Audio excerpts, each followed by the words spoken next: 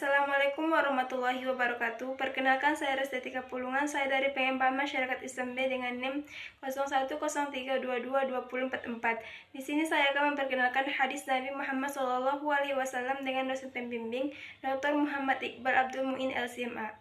Bismillahirrahmanirrahim.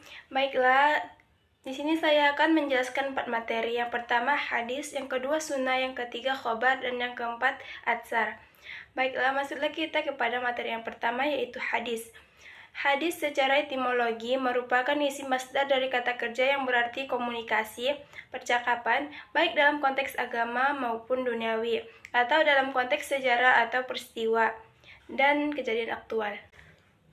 Yang kedua sunnah. Sunnah secara etimologi berarti jalan yang lurus, yang berkesinambungan, yang baik maupun yang buruk. Secara terminologi menurut para ulama yaitu satu jalan yang lurus atau benar.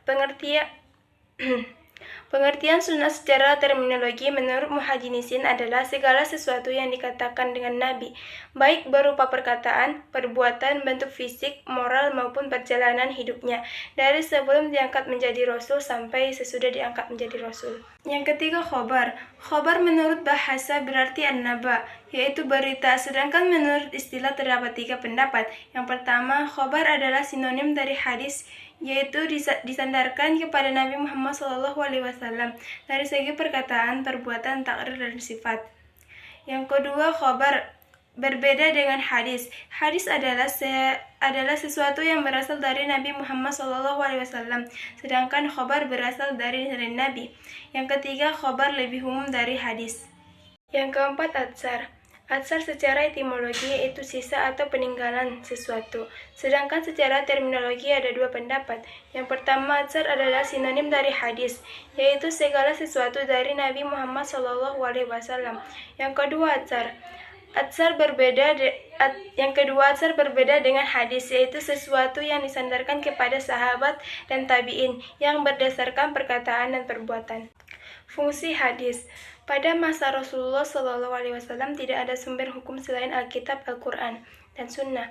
Dalam perkataan Allah terdapat pokok-pokok yang bersifat umum bagi hukum-hukum syariat, tanpa memaparkan rincian keseluruhannya dan perencanaannya, kecuali yang sejalan dengan pokok-pokok yang bersifat umum itu, yang tidak pernah berubah oleh waktu dan tidak berkembang karena keberagaman manusia, lingkungan, dan tradisi. Di samping membawa hukum yang belum dijelaskan secara jelas dalam Al-Quran, yang isinya sejalan dengan kaidahnya, dari merupakan realisasi dari tujuan dan sasarannya, termasuk penjelasan Nabi Muhammad SAW membatasi kata-kata mutlak dalam Al-Quran, misalnya berkenaan dengan firman Allah Subhanahu wa Ta'ala, maka dirikanlah sholat, tunaikanlah zakat, dan rukuklah bersama orang-orang yang rukuk. Dalam ayat ini, Allah menyuruh umat muslim agar mendirikan sholat, namun tidak dijelaskan cara sholat itu sendiri. Maka ditemukan dalam salah satu hadis riwayat Imam Bukhari mengatakan, sebagaimana kamu melihat aku sholat, dalam hadis ini sudah dijelaskan bahwasanya cara sholat itu adalah kita seperti mengikuti Rasulullah. Kita tidak akan bisa mengisbat atau mengambil keputusan dari hukum yang ada dalam Al-Quran tanpa melalui al-hadis terhadap Al-Quran. Demikianlah penjelasan singkat dari saya. Jika masih terdapat banyak kesalahan, saya minta maaf. Sekian dan terima kasih. Wassalamualaikum warahmatullahi wabarakatuh.